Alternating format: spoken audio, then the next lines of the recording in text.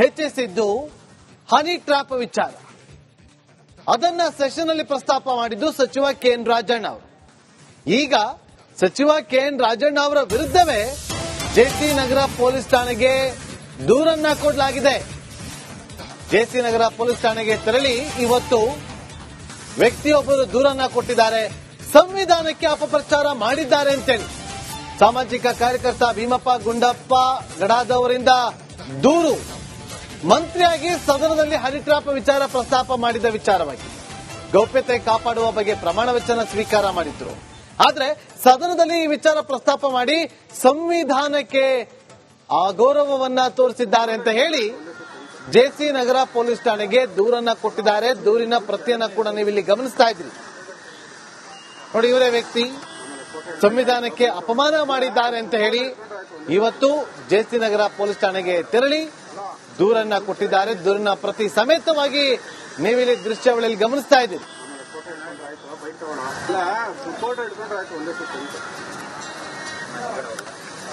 ಅವ್ರ ಮ್ಯಾಗ ನಾವು ಯಾಕೆ ದೂರು ಕೊಟ್ಟಿವಿ ಅಂದ್ರೆ ಇವತ್ತ ಇದು ಅವ್ರು ಏನ್ ಮಾಡಿದಾರೆ ಅಂದ್ರೆ ಪ್ರಮಾಣ ವಚನ ಸ್ವೀಕರಿಸುವ ಸಮಯದಲ್ಲಿ ಯಾರು ಮಂತ್ರಿಯಾಗಿ ಪ್ರಮಾಣ ವಚನ ರಾಜಣ್ಣ ಅವರು ಸ್ವೀಕರಿಸಿದ್ರಲ್ಲ ಆ ಸಮಯದಲ್ಲಿ ಅವ್ರ ಗೌಪ್ಯತೆಯನ್ನು ಕಾಪಾಡ್ತು ಅಂತ ಹೇಳ್ತಾರೆ ಪ್ರಮಾಣ ವಚನ ಸ್ವೀಕಾರ ಮಾಡಿರ್ತಾರೆ.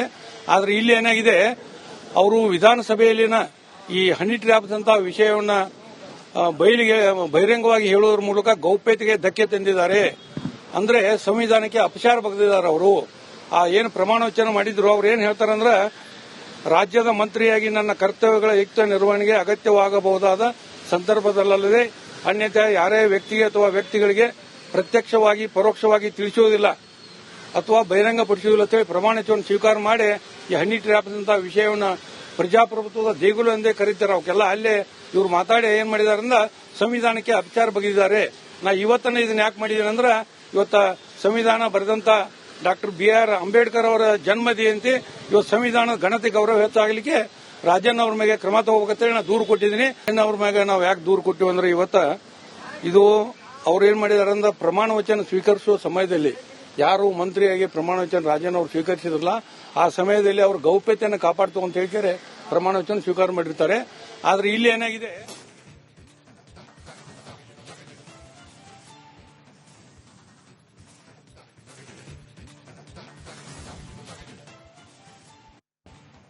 ಕೊಡೋದಕ್ಕೆ ನಮ್ಮ ಕ್ರೈಮ್ ರಿಪೋರ್ಟರ್ ಧ್ರುವರಾಜ್ ಈಗ ನೇರ ಸಂಪರ್ಕದಲ್ಲಿ ಜಾಯ್ನ್ ಆಗಿದ್ದಾರೆ. ಧ್ರುವರಾಜ್, ಈಗ ದೂರವನ್ನ ಕೊಟ್ಟಿದ್ದಾರೆ ಜೆಸಿ ನಗರ ಪೊಲೀಸ್ ಠಾಣೆಗೆ, ಮುಂದೆ ಏನಾಗುತ್ತೆ?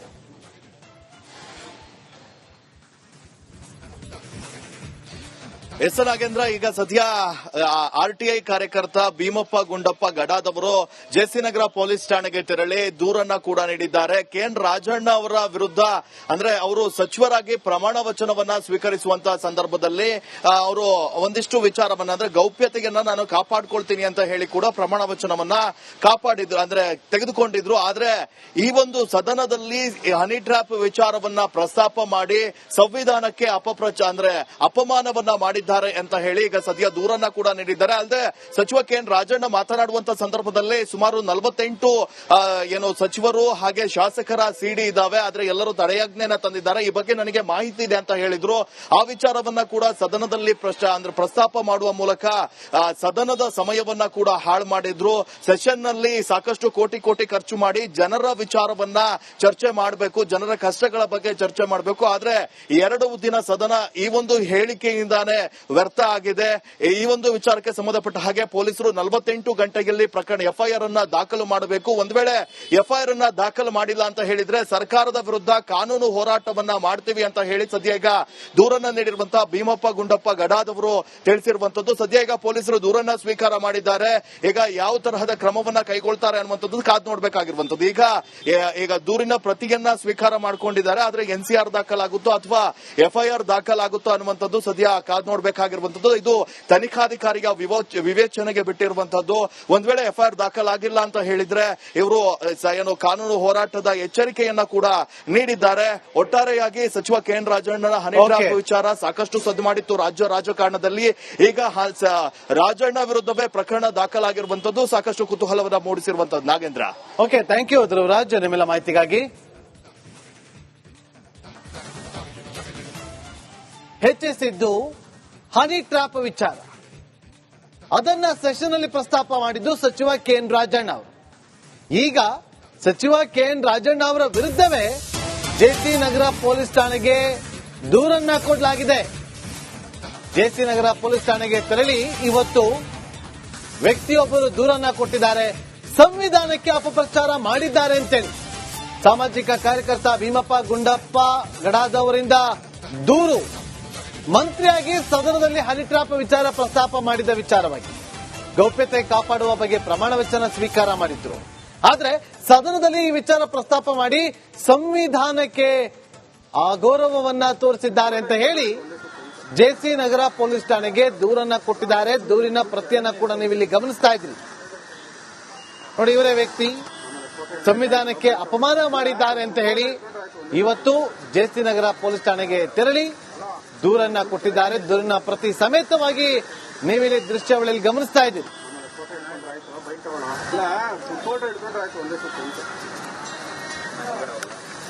ಅವ್ರ ಮ್ಯಾಗ ನಾವು ಯಾಕೆ ದೂರು ಕೊಟ್ಟಿವಿ ಅಂದ್ರೆ ಇವತ್ತ ಇದು ಅವ್ರೇನ್ ಮಾಡಿದಾರೆ ಅಂದ್ರೆ ಪ್ರಮಾಣ ವಚನ ಸ್ವೀಕರಿಸುವ ಸಮಯದಲ್ಲಿ ಯಾರು ಮಂತ್ರಿಯಾಗಿ ಪ್ರಮಾಣ ವಚನ ರಾಜಣ್ಣ ಅವರು ಸ್ವೀಕರಿಸಿದ್ರಲ್ಲ ಆ ಸಮಯದಲ್ಲಿ ಅವ್ರ ಗೌಪ್ಯತೆಯನ್ನು ಕಾಪಾಡ್ತು ಅಂತ ಹೇಳ್ತಾರೆ ಪ್ರಮಾಣ ವಚನ ಸ್ವೀಕಾರ ಮಾಡಿರ್ತಾರೆ. ಆದ್ರೆ ಇಲ್ಲಿ ಏನಾಗಿದೆ, ಅವರು ವಿಧಾನಸಭೆಯಲ್ಲಿನ ಈ ಹನಿ ಟ್ರ್ಯಾಪ್ಸ್ ಅಂತ ವಿಷಯವನ್ನ ಬಹಿರಂಗವಾಗಿ ಹೇಳುವುದರ ಮೂಲಕ ಗೌಪ್ಯತೆಗೆ ಧಕ್ಕೆ ತಂದಿದ್ದಾರೆ. ಅಂದ್ರೆ ಸಂವಿಧಾನಕ್ಕೆ ಅಪಚಾರ ಬಗೆದಿದ್ದಾರೆ ಅವರು.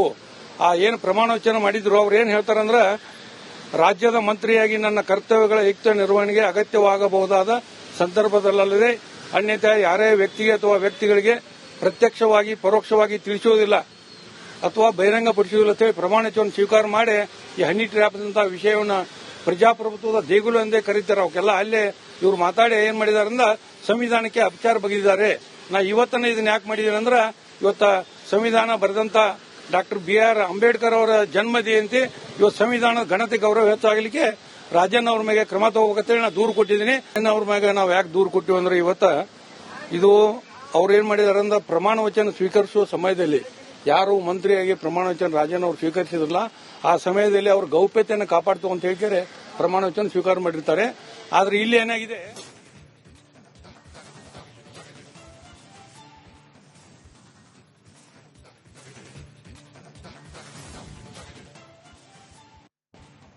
ಕೊಡೋದಕ್ಕೆ ನಮ್ಮ ಕ್ರೈಮ್ ರಿಪೋರ್ಟರ್ ಧ್ರುವರಾಜ್ ಈಗ ನೇರ ಸಂಪರ್ಕದಲ್ಲಿ ಜಾಯ್ನ್ ಆಗಿದ್ದಾರೆ. ಧ್ರುವರಾಜ್, ಈಗ ದೂರವನ್ನ ಕೊಟ್ಟಿದ್ದಾರೆ ಜೆಸಿ ನಗರ ಪೊಲೀಸ್ ಠಾಣೆಗೆ, ಮುಂದೆ ಏನಾಗುತ್ತೆ?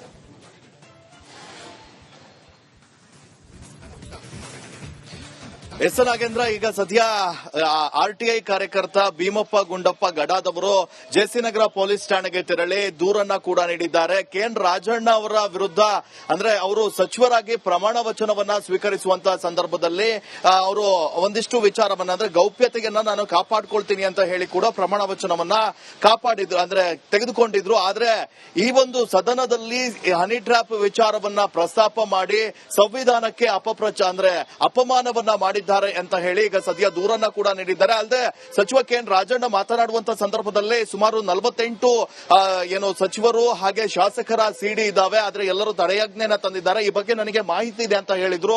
ಆ ವಿಚಾರವನ್ನ ಕೂಡ ಸದನದಲ್ಲಿ ಪ್ರಸ್ತಾಪ ಮಾಡುವ ಮೂಲಕ ಸದನದ ಸಮಯವನ್ನ ಕೂಡ ಹಾಳು ಮಾಡಿದ್ರು. ಸೆಷನ್ ನಲ್ಲಿ ಸಾಕಷ್ಟು ಕೋಟಿ ಖರ್ಚು ಮಾಡಿ ಜನರ ವಿಚಾರವನ್ನ ಚರ್ಚೆ ಮಾಡಬೇಕು, ಜನರ ಕಷ್ಟಗಳ ಬಗ್ಗೆ ಚರ್ಚೆ ಮಾಡಬೇಕು. ಆದ್ರೆ 2 ದಿನ ಸದನ ಈ ಒಂದು ಹೇಳಿಕೆಯಿಂದಾನೇ ವ್ಯರ್ಥ ಆಗಿದೆ. ಈ ಒಂದು ವಿಚಾರಕ್ಕೆ ಸಂಬಂಧಪಟ್ಟ ಹಾಗೆ ಪೊಲೀಸರು 48 ಗಂಟೆಯಲ್ಲಿ ಪ್ರಕರಣ ಎಫ್ಐಆರ್ ಅನ್ನ ದಾಖಲು ಮಾಡಬೇಕು. ಒಂದ್ ವೇಳೆ ಎಫ್ಐಆರ್ ಅನ್ನ ದಾಖಲು ಮಾಡಿಲ್ಲ ಅಂತ ಹೇಳಿದ್ರೆ ಸರ್ಕಾರದ ವಿರುದ್ಧ ಕಾನೂನು ಹೋರಾಟವನ್ನ ಮಾಡ್ತೀವಿ ಅಂತ ಹೇಳಿ ಸದ್ಯ ಈಗ ದೂರನ್ನ ನೀಡಿರುವಂತಹ ಭೀಮಪ್ಪ ಗುಂಡಪ್ಪ ಗಡಾದವರು ತಿಳಿಸಿರುವಂತದ್ದು. ಸದ್ಯ ಈಗ ಪೊಲೀಸರು ದೂರನ್ನ ಸ್ವೀಕಾರ ಮಾಡಿದ್ದಾರೆ. ಈಗ ಯಾವ ತರಹದ ಕ್ರಮವನ್ನ ಕೈಗೊಳ್ತಾರೆ ಅನ್ನುವಂಥದ್ದು ಕಾದ್ ನೋಡ್ಬೇಕಾಗಿರುವಂತದ್ದು. ಈಗ ದೂರಿನ ಪ್ರತಿಯನ್ನ ಸ್ವೀಕಾರ ಮಾಡ್ಕೊಂಡಿದ್ದಾರೆ, ಆದ್ರೆ ಎನ್ಸಿಆರ್ ದಾಖಲಾಗುತ್ತೋ ಅಥವಾ ಎಫ್ಐಆರ್ ದಾಖಲಾಗುತ್ತೋ ಅನ್ನುವಂಥದ್ದು ಸದ್ಯ ಕಾದ್ ನೋಡ್ಬೇಕಾಗಿರುವಂತದ್ದು. ಇದು ತನಿಖಾಧಿಕಾರಿಯ ವಿವೇಚನೆಗೆ ಬಿಟ್ಟಿರುವಂತದ್ದು. ಒಂದ್ ವೇಳೆ ಎಫ್ಐಆರ್ ದಾಖಲಾಗಿಲ್ಲ ಅಂತ ಹೇಳಿದ್ರೆ ಇವರು ಏನು ಕಾನೂನು ಹೋರಾಟದ ಎಚ್ಚರಿಕೆಯನ್ನ ಕೂಡ ನೀಡಿದ್ದಾರೆ. ಒಟ್ಟಾರೆಯಾಗಿ ಸಚಿವ ಕೆ.ಎನ್. ರಾಜಣ್ಣನ ಹನಿ ಟ್ರ್ಯಾಪ್ ವಿಚಾರ ಸಾಕಷ್ಟು ಸದ್ದು ಮಾಡಿತ್ತು ರಾಜ್ಯ ರಾಜಕಾರಣದಲ್ಲಿ. ಈಗ ರಾಜಣ್ಣ ವಿರುದ್ಧವೇ ಪ್ರಕರಣ ದಾಖಲಾಗಿರುವಂತದ್ದು ಸಾಕಷ್ಟು ಕುತೂಹಲವನ್ನ ಮೂಡಿಸಿರುವಂತದ್ದು. Nagendra, okay, thank you Dhruvaraj ನಿಮ್ಮೆಲ್ಲ ಮಾಹಿತಿಗಾಗಿ.